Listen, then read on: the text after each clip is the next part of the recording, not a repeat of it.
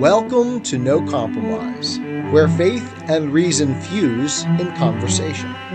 Qu'ils sont beaux les pieds. Hello, Johnny. Hello, everyone. Wow, we're on the last week of the year. I know, isn't that exciting? Yeah. And we decided that we would finish out the year discussing a series of episodes that you put out at the beginning of the year called Hegel, the Good, the Bad, and the Ugly. This is just kind of a refresher. And that was because that series was really deep. In fact, it was probably more geared to reading material than listening material, wouldn't you say? Yep, and that leads us to possibility that maybe we'll work on publishing that material. Right. In a book. Right, So, in book form. right. Okay, so anyway, those episodes were numbers 35 through 42. And in the last few No Compromise episodes, we already discussed how important it is to understand Hegel in order to understand what's going on today. Right. I think it's absolutely necessary Right. for our culture to understand why we've come where we are. And I think Hegel really lies at the base of all of it. Right. And I'm not sure if this is the good place to say it or not, but we listen to Jordan Peterson's podcast quite often. Mm-hmm. And so often as we're listening, Jordan Peterson will say something like, I don't understand how they can believe these two contradictory things at the same time. Right. And I always pipe up and say, It's Hegel. It's Hegel. And nobody ever seems to quite get that it is Hegel's logic that has pervaded our culture to such an extent that, as my advisor Amano Benchavenga said in his great book, Hegel's Dialectical Logic, we don't seem to be able to think in any other way anymore. Exactly. Okay, so this is the last episode of No Compromise for the year, and it's the last episode in our discussion of Hegel, the Good, the Bad, and the Ugly. So this is going to cover the concluding 3 episodes that you did called Hegel the Ugly. Those are episodes 40, 41, and 42, and you have to cover all 3 in 45 minutes. So keep in mind, we said this the last time too, keep in mind that it seems like we're running over the same things over and over again. And you say it's like peeling an onion, right? Layer after layer. There is no other way to understand Hegel. Mm-hmm. Hegel's logic itself is constructed like an onion because it is that constant process of thesis, antithesis, synthesis that creates layer after layer of the logic that constructs the entire universe for Hegel. Right. Reason itself working out the process. So Hegel's entire philosophy is an onion. Right. And so it shouldn't be surprising to us that trying to understand Hegel involves peeling down the layers of the onion. Yeah. All right. As we went through the ugly Hegel, you came to a sort of revelation, didn't you? I did, Yeah. Yes. I came to the realization that probably the best way to understand the pernicious influence of Hegel on our culture is simply to call it the inversion. Right. That Hegel, by his very nature, by the nature of his logical structures, inverts the entire structure of the Western civilization. Right. Now, Hegel himself didn't do this because, as we said, Hegel had a certain amount of humility in his undertaking. And that was sort of a Hegelian conservatism. Mm-hmm. He was holding on to what Nietzsche called, if we remember last time, the corpse of God. Right. God was dead. Hegel killed transcendence, but he continued to feed off it in order to maintain the sort of centrality of value that kept the West alive for a long time. Mm-hmm. And we have fed on that same corpse for close to a century now after Marx. Right. And we're coming to the end, I think, of it. Yeah. Okay, so that's a good place to begin. This whole series can be summed up in Hegel inverted everything. Right. Right. And the inversion is substituting immanence for transcendence. Yeah, and he just substitutes the part you can't for the do whole. that. Mm-hmm. Because if you do that, you're cutting off all that our minds say to us as we look at the world around us that points beyond this world to transcendent realities. Mm-hmm. Mathematics does it. Mm-hmm. Science does it. Yeah. Not just theology. In fact, theology, the assertion of transcendence, is precisely the outcome of following the logic of rational interaction with what is evident. Yeah, it's like we can't think of science without mathematics. Right. And mathematics points us to realities that we can't see. There is no such thing as a perfect circle in immanence. There is no such thing as a perfect square in immanence. All of these things are ideals that are beyond the real world. Right, right. And Hegel cuts us off from that. He embraces the part instead of the whole. Right. We human beings are fundamentally, as Socrates said, ignorant creatures. Mm-hmm. And not just ignorant, but fundamentally limited in time and in place. It would take a God's eye view to make the claims that Hegel makes. Right, right. That's the only way you could make them. Mm-hmm. And that's why I say Hegel took God's seat in creating his philosophy. So then Hegel starts what you call the mother of all prescriptivist moves, or that reality is no more than mind. Yes. Yeah. So, right. Hegel actually, in inverting transcendence and immanence, makes the mother of all prescriptivist moves, even though he himself considered his philosophy to be essentially descriptivist. So the inversion starts with Hegel himself, with the big lie that all of reality is just the part of reality that is immanence. So he is deceiving himself, and he is attempting to deceive all the rest of us, because reality is not just mind. There is something beyond mind, Right. or mind could not exist, Right. because mind is the reaching out towards reality. Mm-hmm. Remember the last time Nietzsche, he saw it for what it was. Yes. Yeah, Nietzsche, picking up on Hegel's philosophy, actually said, hey, we can do this, but we should recognize it for what it is. It is the destruction of the Western world. Right. And something new will have to come from this if there is to be any success to it. Right. Okay. And we called it the death of God. Right. All right, so the death of God means the death of a central value around which our culture, the Western culture, can gather and can agree that there is a truth and there is a reality. And it is our responsibility to conform ourselves, our thinking, our lives, to that ultimate reality, that ultimate right and wrong, which is God. When we lose that, and that's the death of transcendence, the death of God, then instead, we're going to, as different collective centers organize themselves, substitute various other values, and they will be in place of God. We are living off the corpse of God in the sense of we have continued to carry through, even after the death of transcendence, on all of the things that transcendence gave us. Right. But the corpse is being consumed, right? And we're getting to the end of it. And it falls apart into the prescriptive Hegelians. Yes, because the center no longer holds. Reason itself has fallen apart into collective centers rather than the centrality of the Western view of God that held us together. And what I say at the end of this episode is this: the history of post-Hegelian philosophy, and by this I mean the prescriptive Hegelians, is, in many ways, the history of this process of substitution. The Nazis, following Hegel's praise of the German state and culture and their own notions of racial superiority, substituted the Third Reich. Right. While the Hegelian right, as we've said, elevates some aspect of what is to the status of ultimate value, siding with the dialectic thesis. Remember, thesis, antithesis, synthesis. The left sides with the opposition. The antithesis.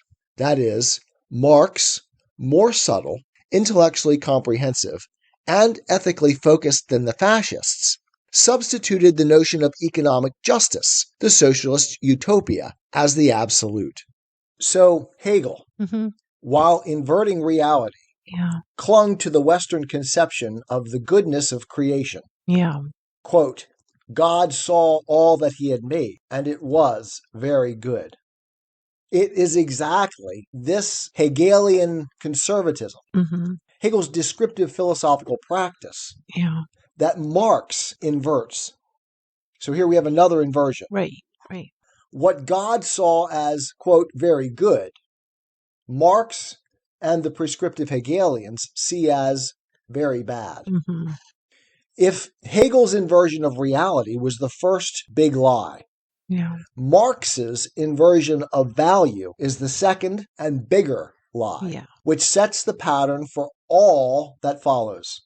If Hegel took God's seat, Marx claimed God's moral authority and power. Right.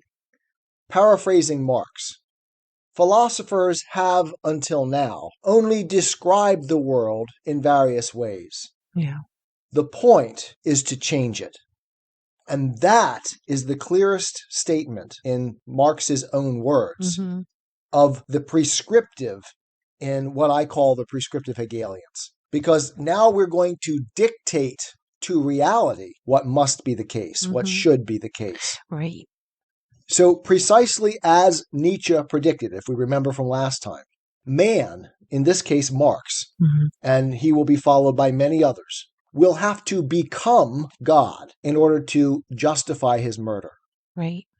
Reality, truth, and value, what we understood as absolutes, as transcendent things in the old order, the Western order of things, must be remade in the image of the Shadowlands, in the image of man. At this point in our discussion, Jenny and I were forced to stop recording. In the interval, a new approach suggested itself to us. We hope you enjoy it. So initially we were going to discuss these last 3 episodes of your Hegel series systematically, just like we did in the preceding material. Yep. But then it just so happened that right before we planned to record, you picked up Perelandra to read aloud to me. Yeah. And you had started reading it aloud recently, like before, but we kind of put it aside to read some other stuff. So you picked it up again, and the chapter that you read was uncannily an exact application of the very thing that we were about to record. Right.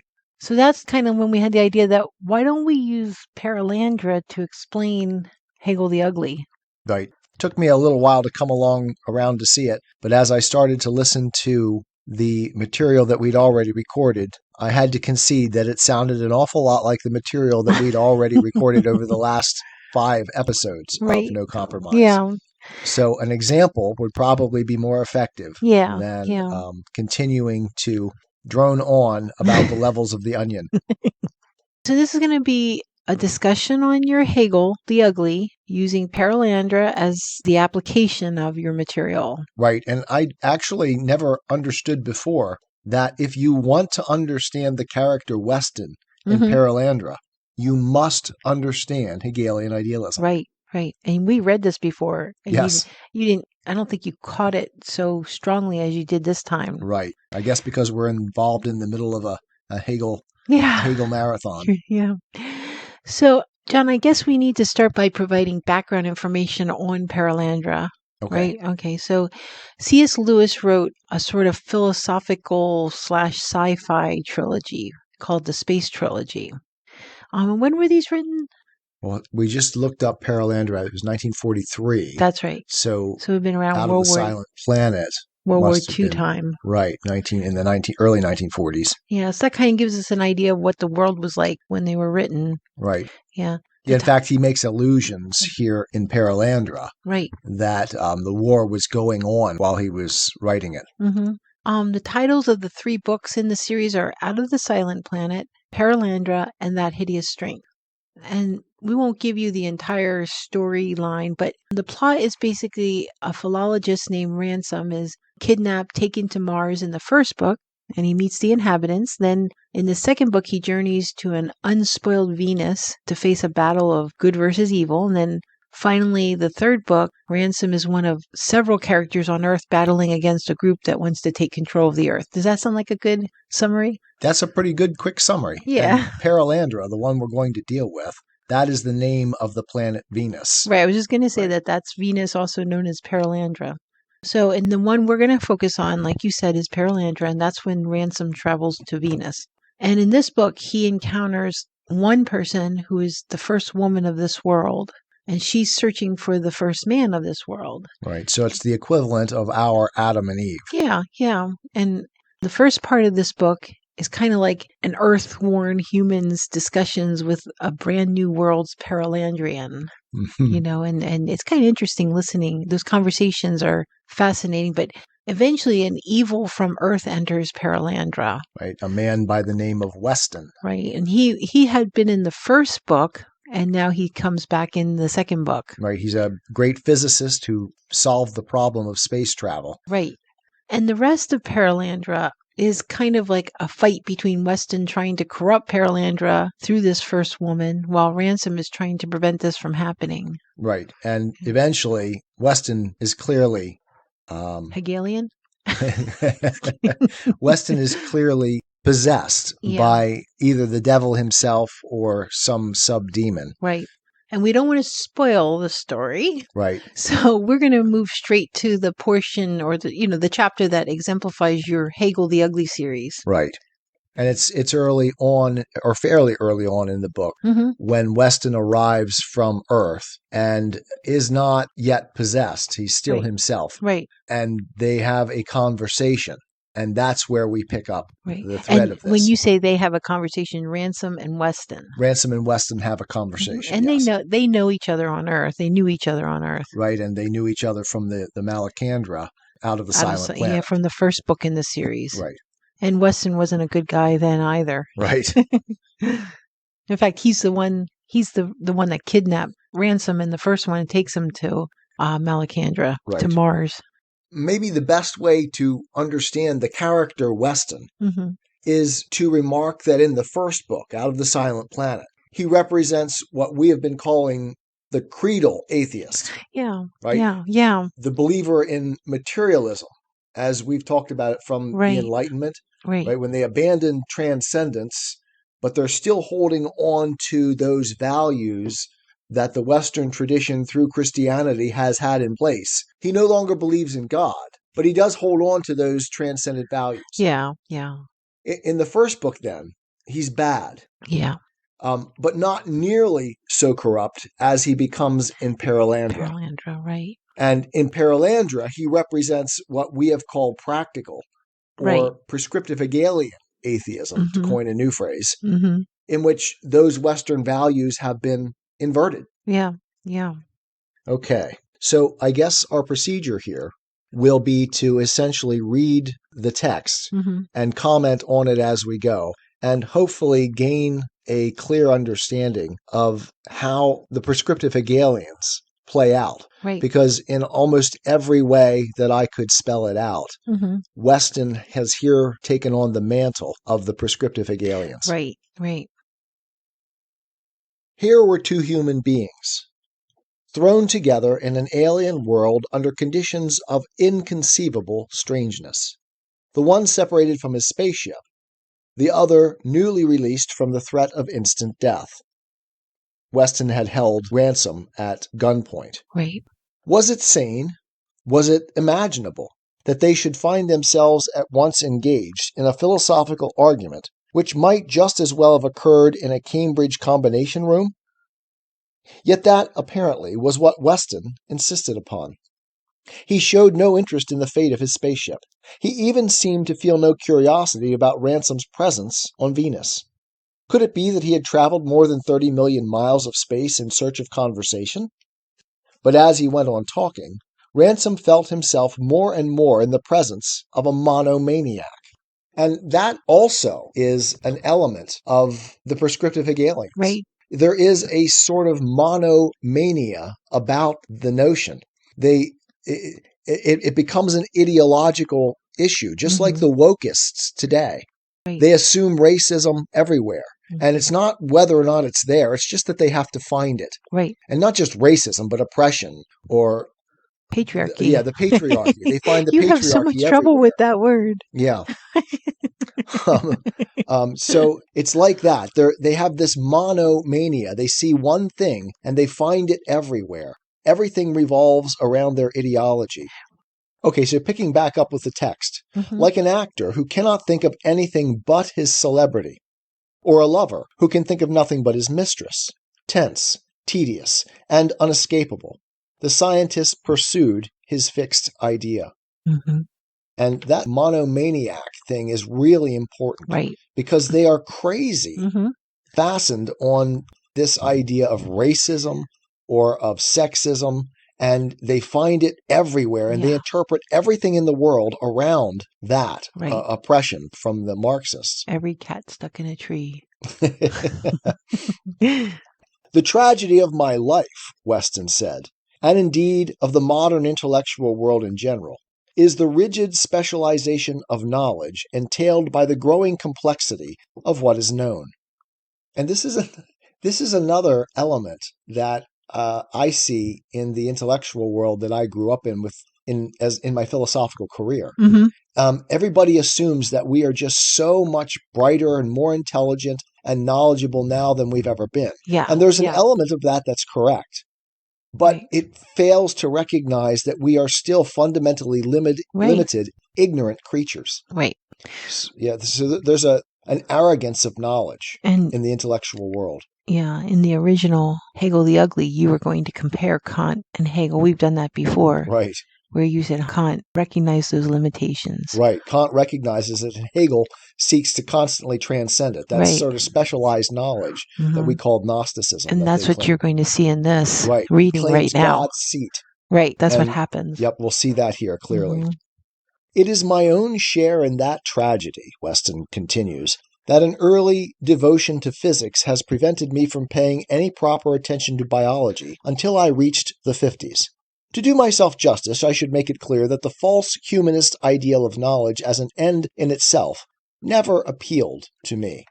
See, that is good. That is, I think, one of the things that God embraces for us as human beings, to pursue knowledge for knowledge's sake, because knowledge is knowledge of God.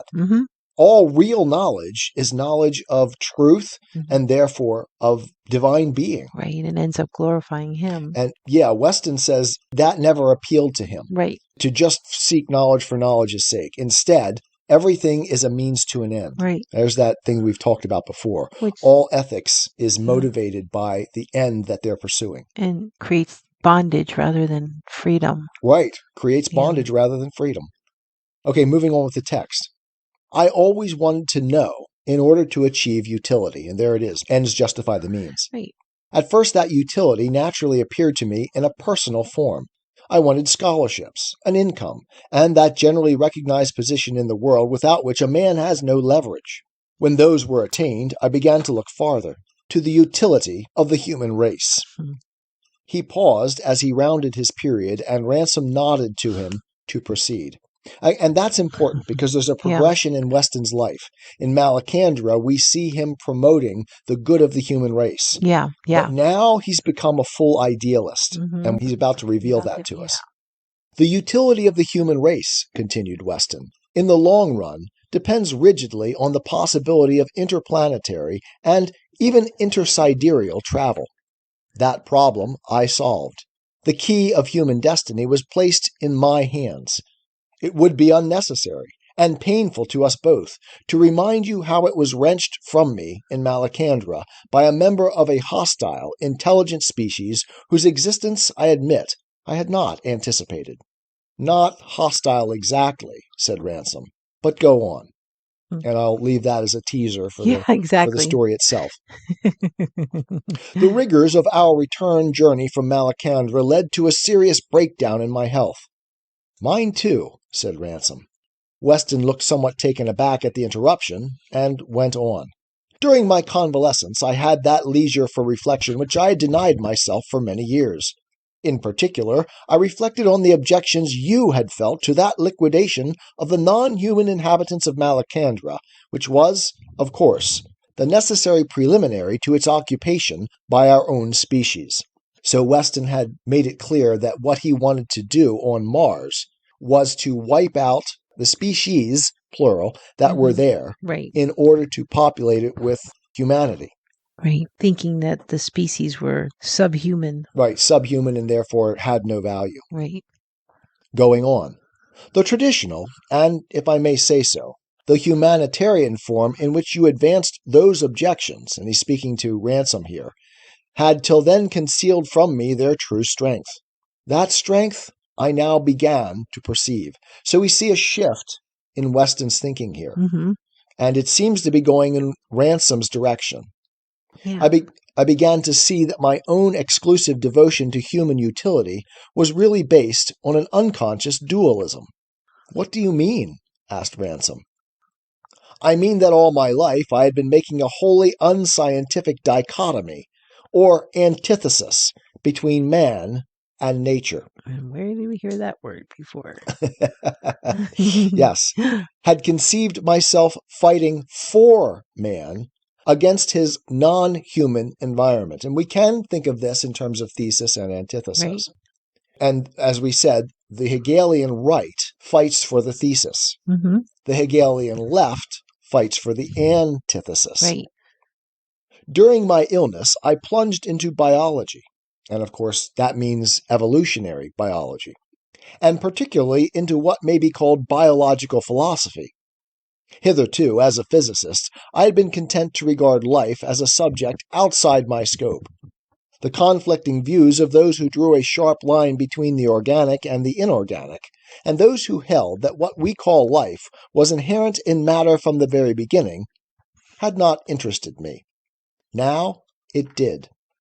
And notice here, and this is subtle perhaps, but this is an argument that I have made for a long time, that the doctrine of evolution is almost inconceivable outside of some sort of process metaphysics, some sort of philosophy that does what Hegel's philosophy does.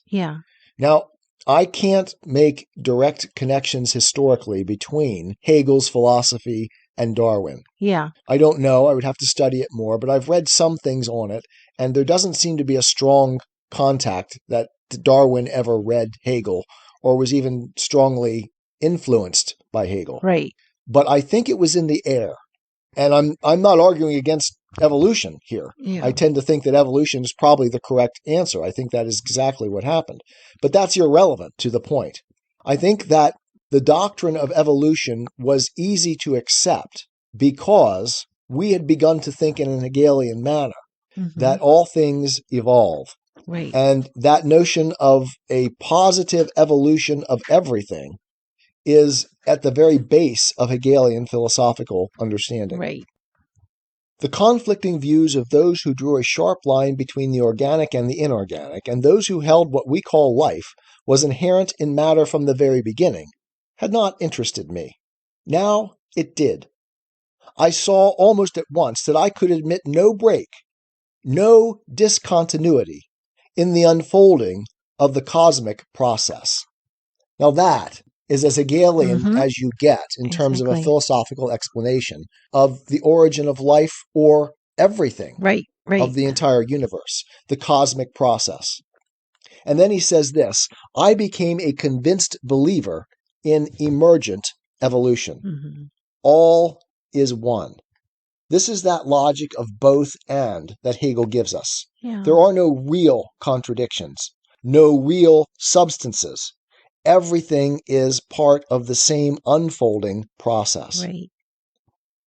The stuff of mind, he continues, the unconsciously purposive dynamism is present from the very beginning. That is Hegel's philosophy.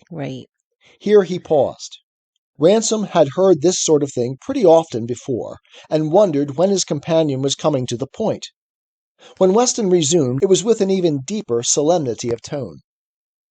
The majestic spectacle of this blind, inarticulate purposiveness, thrusting its way upward and ever upward, in an endless unity of differentiated achievements towards an ever-increasing complexity of organization, towards spontaneity and spirituality, swept away all my old conception of a duty to man as such.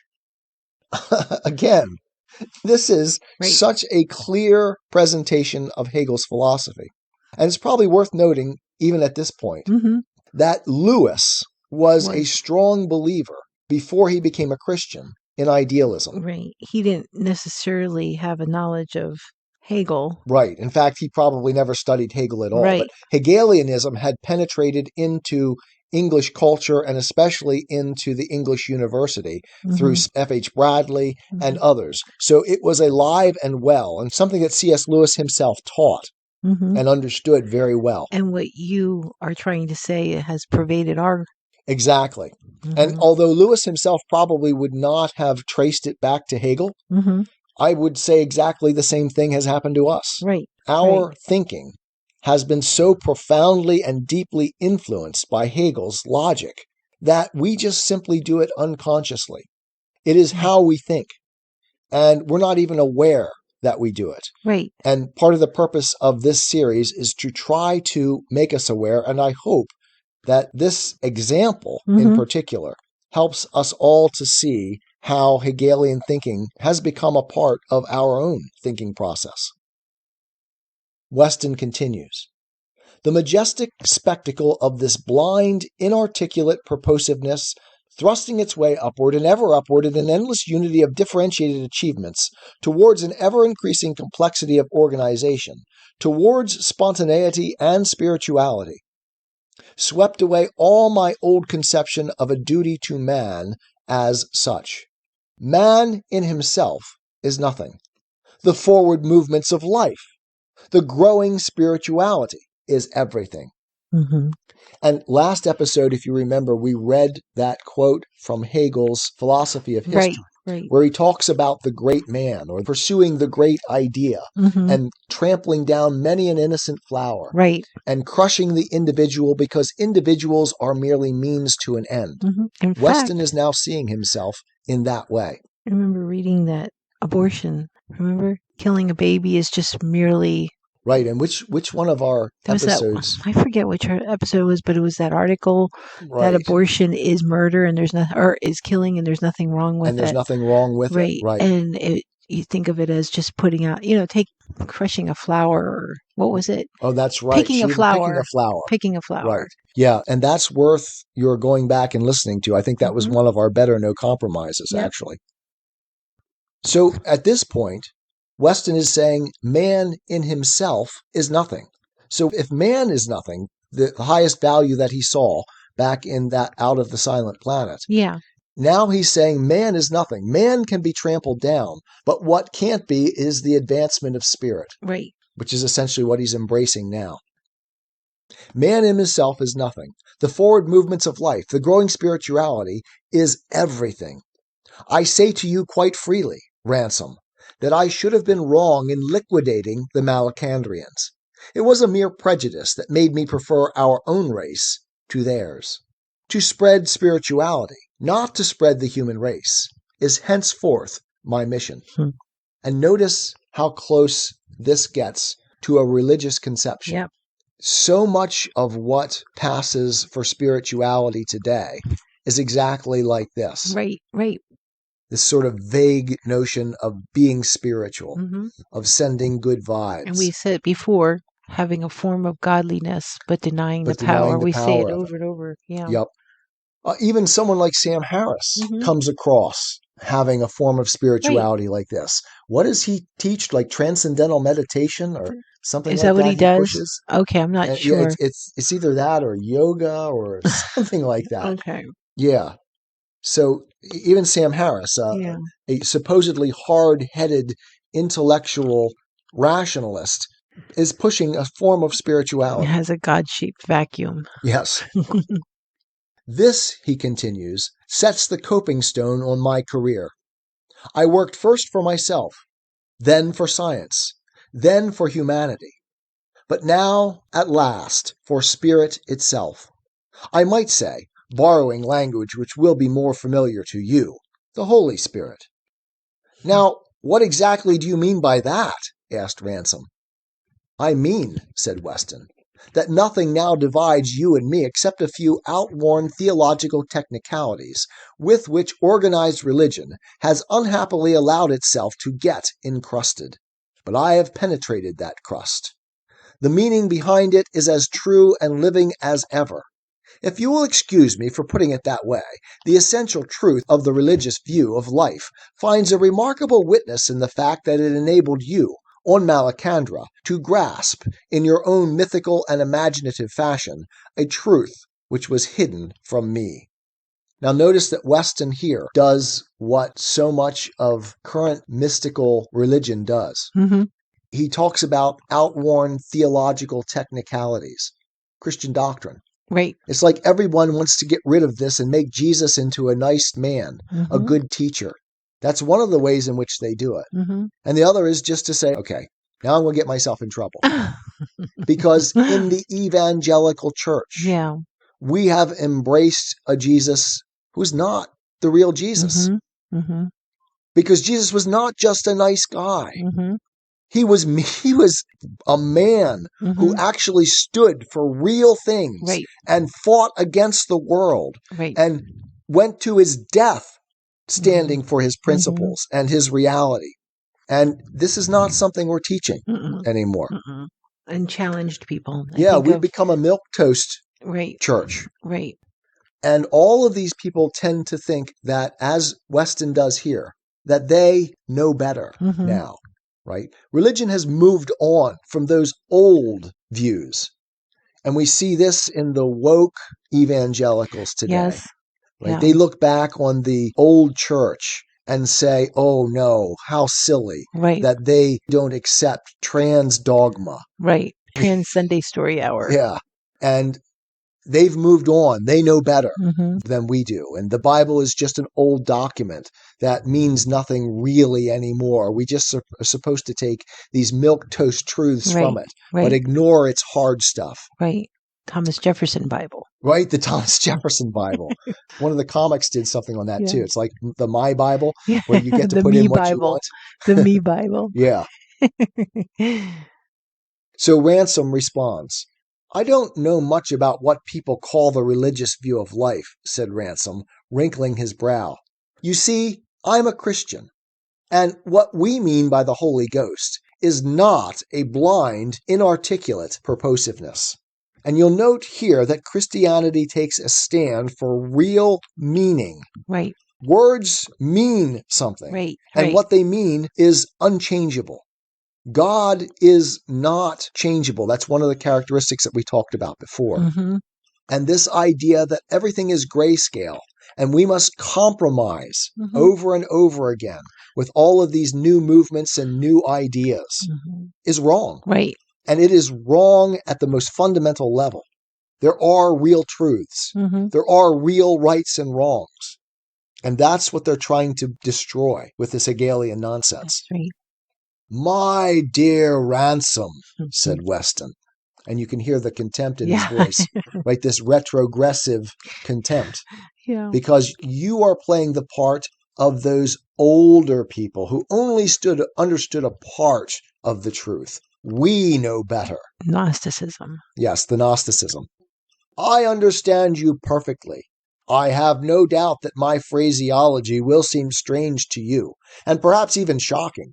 Early and revered associations may have put it out of your power to recognize, in this new form, the very same truths which religion has so long preserved, and which science is now at last rediscovering. But whether you can see it or not, believe me, we are talking about exactly the same thing. And we hear about that over and over again, too. Ransom responds, I'm not at all sure that we are. And when a wokist talks about being a nice Christian, they're not meaning the same thing that Christianity means. Right. Because being nice without being ethical means you're not being nice at all. And they have thrown ethics out and watered it down, or focused on one element to the exclusion of all other. And that is not Christian ethics, or ethics at all. Weston responds, that, if you will permit me to say so, is one of the real weaknesses of organized religion. That adherence to formula, that failure to recognize one's own friends. God is a spirit, Ransom. Get hold of that. You're familiar with that already. Stick to it. God is a spirit. Well, of course, said Ransom. But what then? What then? Why, spirit, mind, freedom, spontaneity.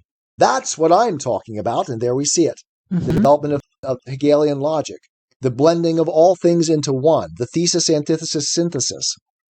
That is the goal towards which the whole cosmic process is moving. The final disengagement of that freedom, that spirituality, is the work. Oh, I hope that some of you are listening to James Lindsay understand how the work is Hegelian and specifically Marxian socialist in its implications. Right, exactly. To which I dedicate my own life and the life of humanity. The goal, Ransom, the goal. Thesis, antithesis, synthesis. Mm-hmm. Think of it. Pure spirit, the final vortex of self-thinking, self-originating activity. And there you see the immanence. Mm-hmm. The immanence of Hegel. There is nothing beyond the activity. That is all there is. There is no transcendent to which activity is directed. Final, said Ransom. You mean it doesn't yet exist? Right? Mm-hmm. God is existence, eternal existence, the great I am, the unchanging reality. And yet, Hegelian philosophy teaches us that everything is process. Right. And so, no, it doesn't exist yet. In fact, the end goal never exists. It's always in the process of unfolding, because that is the very nature of reality in Hegelian thinking. Right. Ah, said Weston, I see what's bothering you. Of course I know. Religion pictures it as being there from the beginning. But surely that is not a real difference. To make it one would be to take time too seriously. When it has once been attained, you might then say it has been at the beginning just as well as at the end. Time is one of the things it will transcend. By the way, said Ransom, is it in any sense at all personal? Is it alive? An indescribable expression passed over Weston's face. He moved a little nearer to Ransom and began speaking in a lower voice. That's what none of them understand, he said. It was such a gangster's or a schoolboy's whisper, and so unlike his usual orotund lecturing style, that Ransom, for a moment, felt a sensation almost of disgust. That is, there's something going on here more than what seems to be going on. Right. It seems as though they're having a conversation. But the deeper Weston goes into his ideological understanding of things, the less he is being himself. Right. And the more, as Jordan Peterson would talk about it, the more he is becoming possessed of the ideology. Right. And Which we find out is possessed of something else. Right. Yes, said Weston. I couldn't have believed myself till recently. Not a person, of course. So this great spirit thing that we're supposed to believe in is not personal. Right. And that is Hegel too. It's transpersonal. It's above personal. It is the all in all, the process itself of working out. Right. It is reason, and not in the form of a person. But what in the world? And Lewis asks himself this in Surprised by Joy in the process of his conversion. And you'll see it actually in my story too. Right. If you look at the first 8 episodes of The Christian Atheist, it's like, okay, so if I'm going to believe in this impersonal thing that's doing all these, how does that differ? And why is that superior to believing in a personal God? Right. Exactly. Weston continues. Anthropomorphism, that is, looking at things in terms of human understanding, is one of the childish diseases of popular religion. There's that retrospective contempt again. Here he had resumed his public manner. But the opposite extreme of excessive abstraction has perhaps in the aggregate proved more disastrous. Call it a force, a great inscrutable force, pouring up into us from the dark bases of being, a force that can choose its instruments. And once again, that is what I said last time when we were listing the things out. For Kant, reason is a tool that human beings use for understanding. Right. For Hegel, human beings are a tool that reason uses. Right. That's an inversion, another inversion. It is only lately, Ransom, that I've learned from actual experience something which you have believed all your life as part of your religion. Here he suddenly subsided again into a whisper, a croaking whisper, unlike his usual voice. Guided, he said, chosen, guided. I've become conscious that I'm a man set apart. Why did I do physics? Why did I discover the Weston rays? Why did I go to Malacandra? It, the force, has pushed me on all the time. And of course, this was popularized, this notion of the Force, popularized by Star Wars. Yeah, exactly. Right? Which I've always thought is Hegelian in its understanding. Yeah. And has been another thing that is a clear presentation of how Hegelianism has infected our culture. Yeah. So no Star Wars. So folks. No Star Wars, that's right. Christians can't ever watch Star Wars again. I'm not a believer in that either. I'm being guided, Ransom. I know now that I am the greatest scientist the world has yet produced. I've been made so for a purpose. It is through me that spirit itself is at this moment pushing on to its goal. And folks, this is the moment where the capstone of our points on the prescriptive Hegelians is made. Because this is the point where you see yourself as God. Right. As taking the seat of God. Because now you know better. You are the force, the point of the spear that reason is using. You are sitting in God's seat. And you take upon yourself then, as Marx did, not just the knowledge of God, but as those great leaders of the socialist revolutions throughout history have taken on, the ability to damn and to legislate, to create their own notion of what is right and wrong, and to destroy, to liquidate their fellow man in order to achieve their own understanding of the goals that they are being pushed by.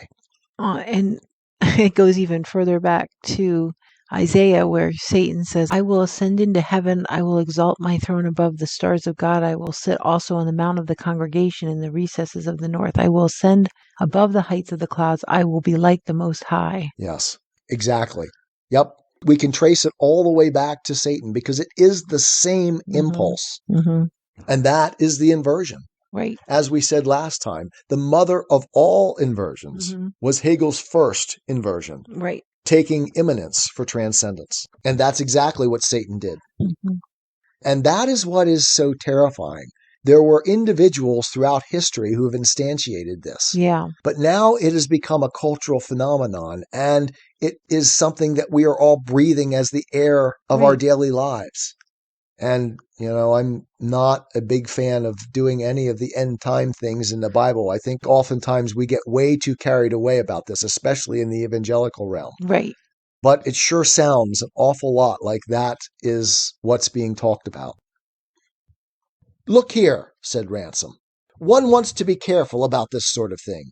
There are spirits and spirits, you know. Eh? Said Weston. What are you talking about?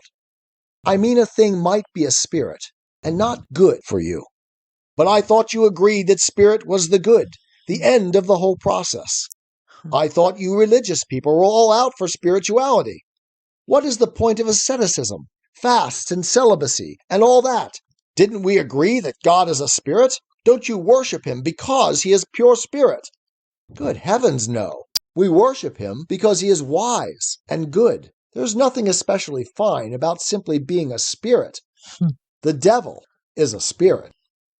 Now your mentioning the devil is very interesting, said Weston, who had by this time recovered his normal manner. It is a most interesting thing in popular religion, this tendency to vociferate, to breed pairs of opposites. Thesis, antithesis. Exactly. Heaven and hell, God and the devil. I need hardly say that in my view, no real dualism in the universe is admissible. Right? Both and. Everything blends together in the thesis, antithesis, synthesis logic of Hegel. It all comes together in one. There is no real distinction. Right. And on that ground, I should have been disposed, even a few weeks ago, to reject these pairs of doublets as pure mythology. It would have been a profound error. The cause of this universal religious tendency is to be sought much deeper. The doublets are really portraits of spirit, of cosmic energy. Self-portraits indeed, for it is the life force itself which has deposited them in our brains. What on earth do you mean? Said Ransom. As he spoke, he rose to his feet and began pacing to and fro. A quite appalling weariness and malaise had descended upon him. "Your devil and your God," said Weston, "are both pictures of the same force. Your heaven is a picture of the perfect spirituality ahead. Your hell, a picture of the urge, or nisus, which is driving us onto it from behind. Hence the static peace of the one, and the fire and darkness of the other. The next stage of emergent evolution, beckoning us forward, is God. The transcended stage behind. That is directly Hegelian logic. Yep. Ejecting us is the devil. And that's why the socialists, the prescriptive Hegelians on the left, always side with the antithesis. Yeah. Because the thesis that was arrived at previously in history is now the thing that's holding up the progress towards the higher understanding. And that's why all of the left today is seeking to destroy the Western world. Because inevitably, spirit ascends, and things will only get better.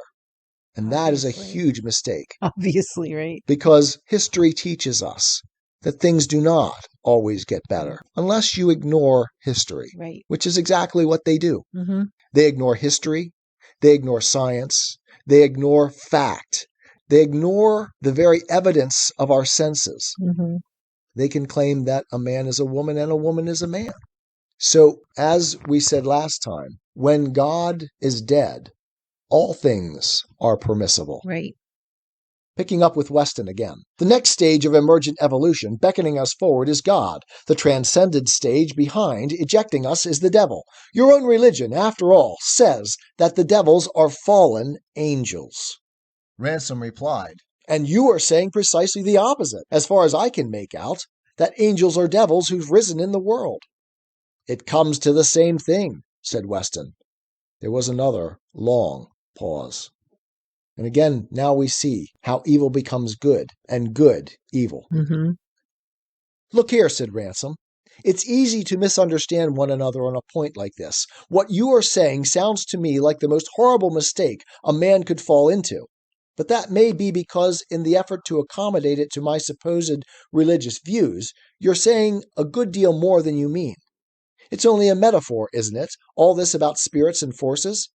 I expect all you really mean is that you feel it your duty to work for the spread of civilization and knowledge and that kind of thing." He had tried to keep out of his voice the involuntary anxiety which he had begun to feel.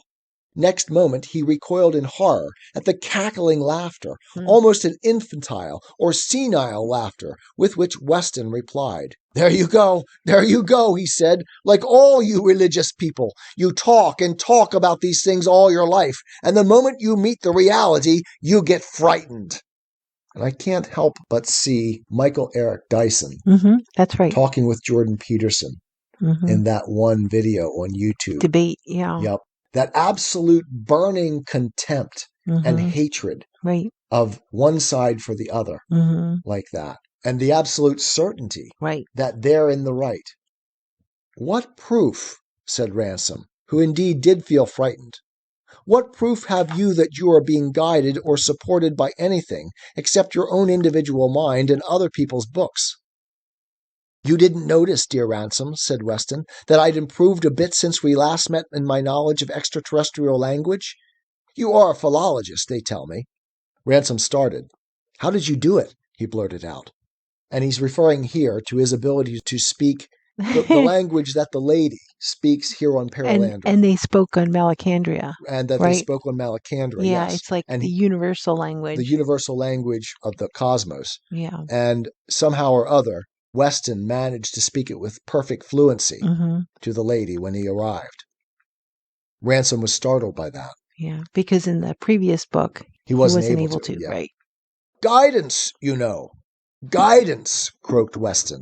He was squatting at the roots of his tree with his knees drawn up, and his face, now the color of putty, wore a fixed and even slightly twisted grin. "Guidance, guidance," he went on. "Things coming into my head. I'm being prepared all the time, being made a fit receptacle for it." That ought to be fairly easy, said Ransom impatiently, if this life force is something so ambiguous that God and the devil are equally good portraits of it. I suppose any receptacle is equally fit, and anything you can do is equally an expression of it. There's such a thing as the main current, said Weston. It's a question of surrendering yourself to that, making yourself the conductor of the live, fiery central purpose, becoming the very finger with which it reaches forward. But I thought, said Ransom, that was the devil aspect of it a moment ago. That is the fundamental paradox. The thing we are reaching forward to is what you would call God. The reaching forward, the dynamism, is what people like you always call the devil. The people like me who do the reaching forward are always martyrs. You revile us, and by us you come to your goal.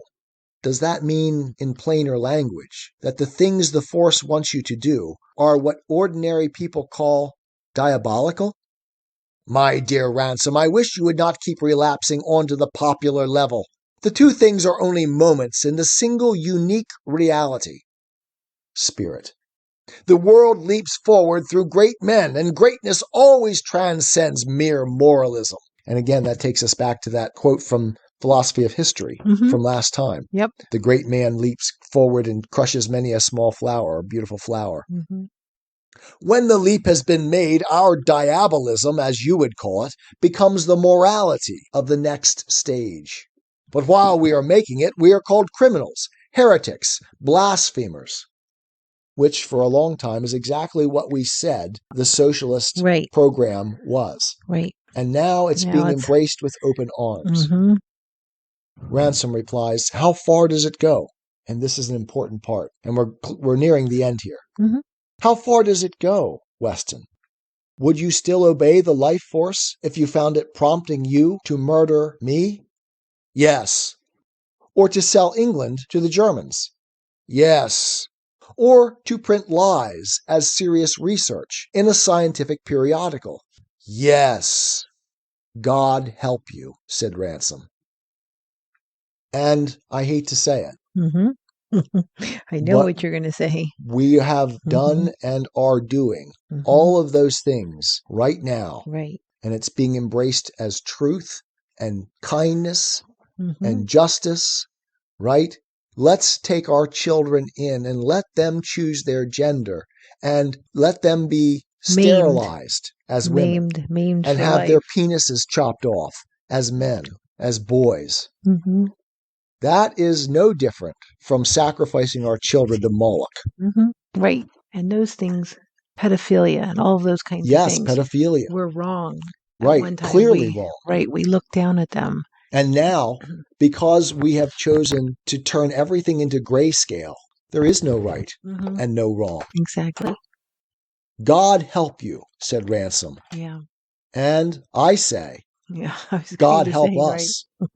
Because we are now living in a world full of Westons. Right. You are still wedded to your conventionalities, said Weston. And then we hear that over and over again. How retrogressive we are.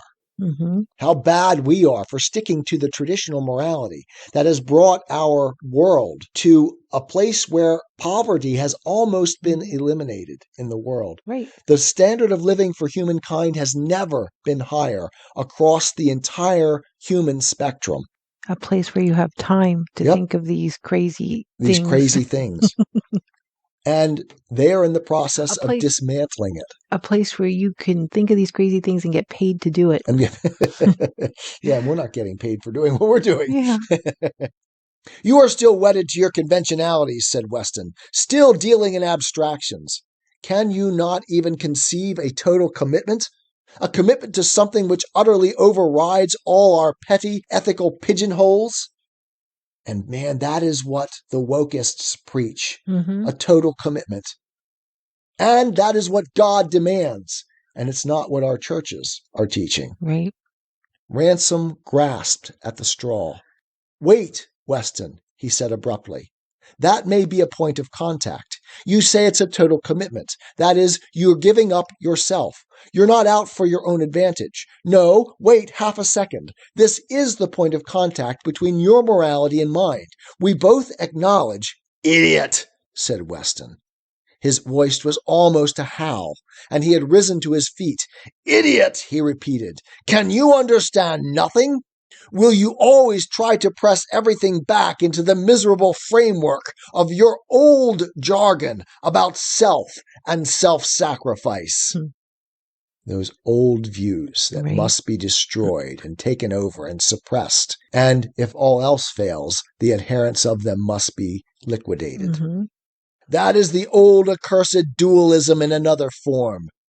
There is no possible distinction in concrete thought between me and the universe.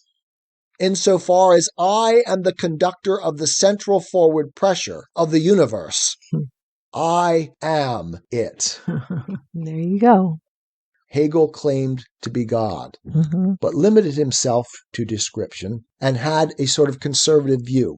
And that preserved the corpse of God for quite some time. Right. But now, especially in Marx, as the originator of the prescriptive Hegelians, they claim the seat of God. Yeah. They claim to be God. Right. And each collective center does this. And that's why, as the postmoderns tell it, everything has devolved to power.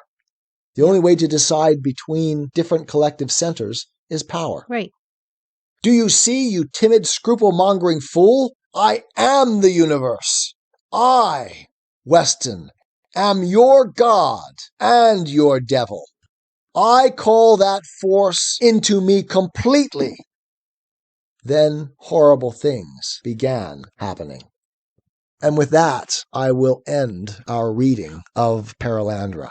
Cliffhanger, huh? Yeah, you can read it yourselves and see where it goes from here. Right. But that is the clearest picture of the prescriptive Hegelians that I can draw. And I hope it was valuable in completing this series and helping all of us to understand a little more clearly what it is we're dealing with and why this series on Hegel is so important for me to get across. Right.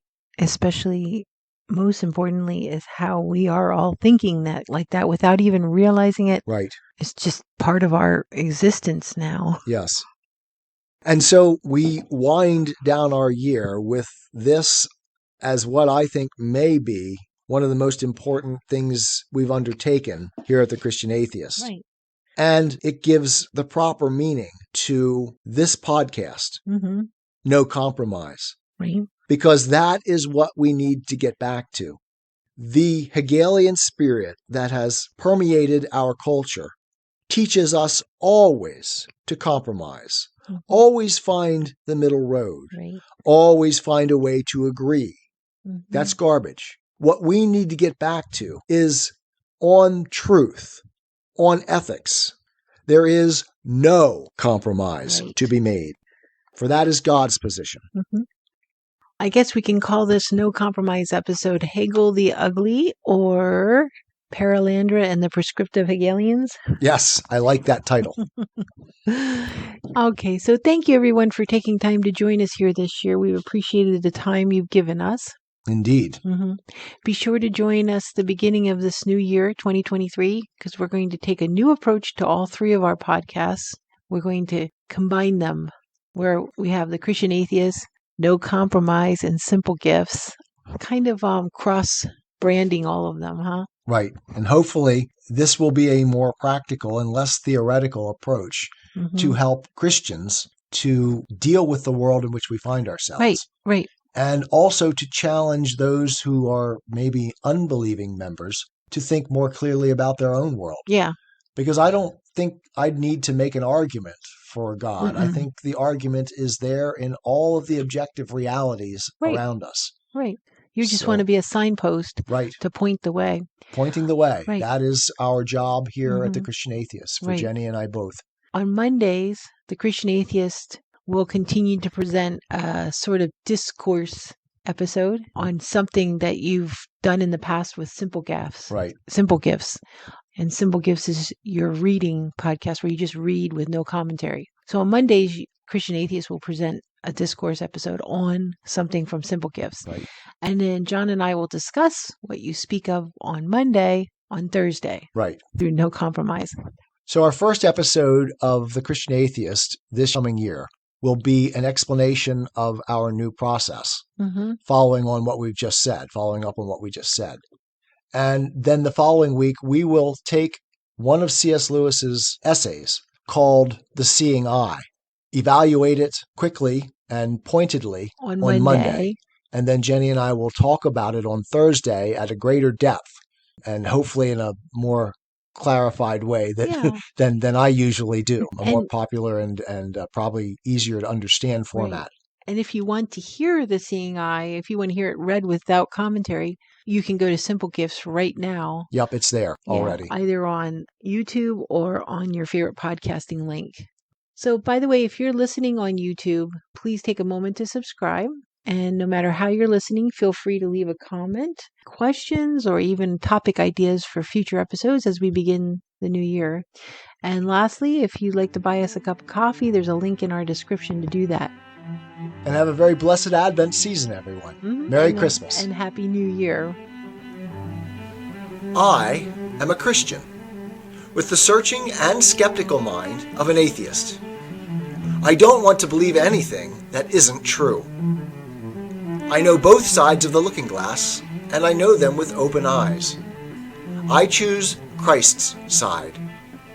I invite you to join me from wherever you stand before the looking glass. That's this week's episode. Thanks for listening. And remember, you can have your religious cake and eat it too. You can have reason, respect for science, a 21st century worldview, and be a Christian.